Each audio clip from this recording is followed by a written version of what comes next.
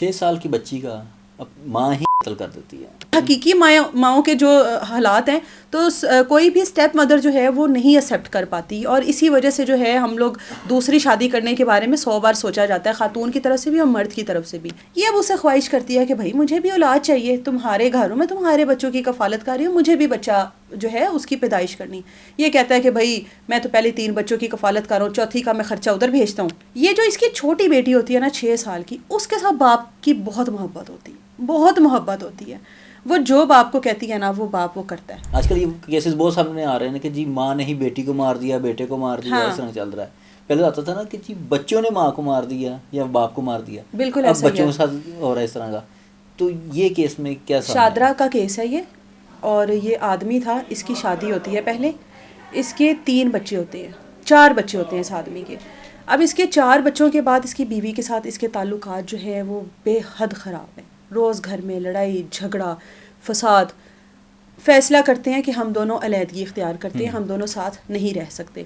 اب جب علیحدگی ہوتی ہے، کورٹ میں کیس جاتا ہے، تو اس کے 3 بچے جو ہیں وہ شوہر کو دے دیے جاتے ہیں. ایک بچی جو ہے وہ تقریباً 1.5 سال کی ہوتی ہے، وہ ماں کے حوالے کر دی جاتی ہے کیونکہ اس کی عمر چھوٹی ہے.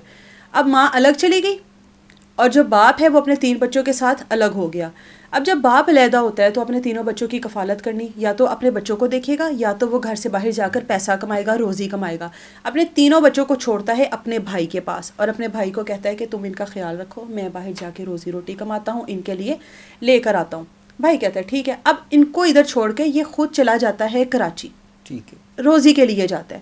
کراچی اپنے کسی رشتہ دار کے گھر میں رہتا ہے، اور وہاں پر ان کے پاس جب رہتا ہے ان کو پتہ لگتا ہے کہ بھائی اس کی طلاق ہوئی ہے، 4 بچوں کا یہ باپ ہے، بچے اس کے دوسروں کے دروازے پہ رول رہے ہیں. تو وہ اب رشتہ دار ہونے کے ناطے، ہمدرد ہونے کے ناطے اس کو ایک مشورہ دیتے ہیں کہ بھائی تم شادی کر لو، تم دوسری شادی کرو، اپنے بچوں کے پاس رہو، وہاں پہ جا کے روزی کماؤ، بیوی لے کر آؤ تاکہ تمہارے بچوں کی ماں بنے.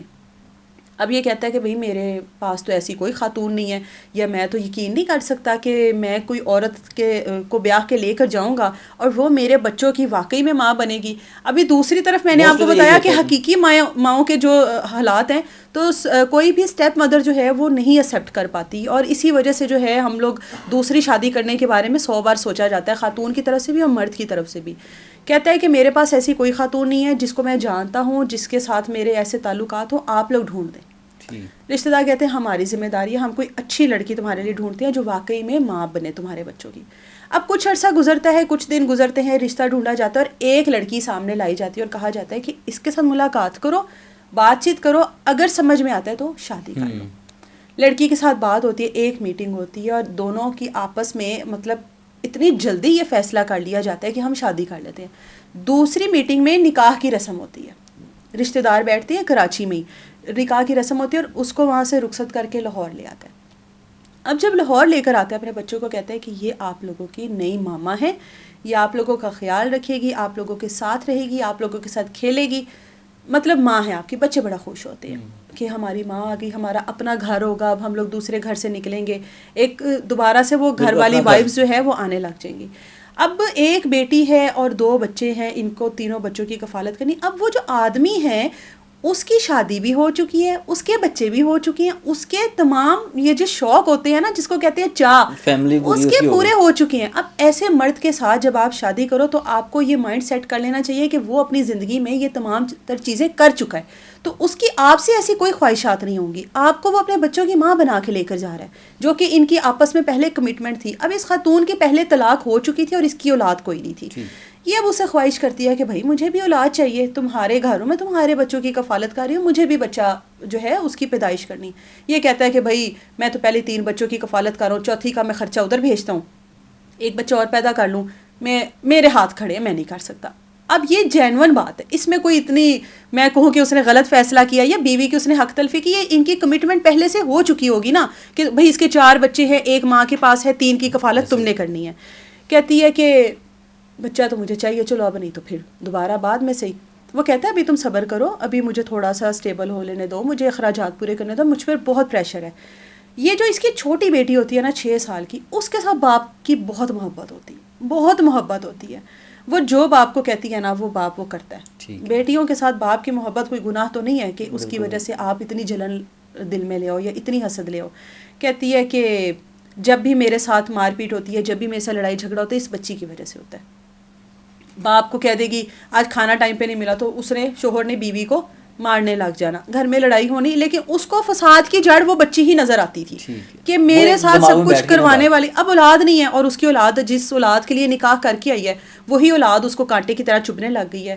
اب یہ آدمی اپنے روزگار کے لیے نکلتا ہے، جو 2 بچے ہیں وہ اپنے چچا کے گھر جاتے ہیں ٹی وی دیکھنے کے لیے. گھر میں ایک 6 سالہ بچی جو ہے وہ اکیلی ہے. واپس آتے ہیں تقریباً شام کو، ماں ہے اور وہ بچی ہے. بچے دونوں شام کو واپس آتے ہیں چچا کے ساتھ، دیکھتے ہیں کہ وہ بیڈ کے اوپر لیٹی ہوئی ہے اور کوئی حرکت کچھ نہیں کر رہی ہے. دروازے گھر کے کھلے ہوئے ہیں. آ کر دیکھتے ہیں، پوچھتے ہیں، ہلاتے ہیں اس کو، بچی کی سانسیں ختم، بچی تو بالکل ختم ہو چکی ہے. فوری طور پر 15 پہ کال کی جاتی ہے. فوری طور پر بچی کے والد کو کال کی جاتی ہے کہ تمہاری بیٹی اس حال میں، تمہاری بیوی فرار ہے، تمہاری بیوی گھر پر نہیں ہے. باپ بھی فوری طور پر آتا ہے، اس کی لاڈلی ایک ہی بیٹی تھی جس کے ساتھ وہ محبتیں نچھاور کرتا تھا.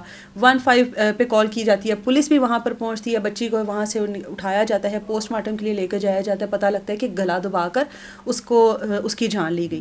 اب جب باپ سے پوچھا جاتا ہے کہ کیا معاملات ہے، جس پر وہ کہتا ہے کہ اس کی ماں کو پکڑو، میری جو بیوی ہے دوسری اس کو پکڑو. اس کو پکڑا جاتا ہے تو پولیس اس سے سوال کرتی ہے کہ اب یہاں پہ نہ تو کسی آشنا کا چکر ہے، یہاں پر نہ تو وہ کہیں اور شادی کرنا چاہتی تھی، یہاں پر معاملات تھے حسد کے، جلن کے، بچہ پیدا کرنے کے، کہ شادی کی ہے تو اولاد بھی ہونی چاہیے. اس سے سوال کیا جاتا ہے تو کہتی ہے کہ اس بچی کے لیے یہ مجھے اولاد نہیں تھا کرنے دے رہا، اس بچی کے لیے میرے گھر میں لڑائی ہوتی تھی، اس بچی کی وجہ سے یہ مجھے مارتا تھا، مار پیٹ کرتا تھا، میں نے بچی ہی ختم کر دی، میں رکھنا ہی نہیں چاہتی تھی.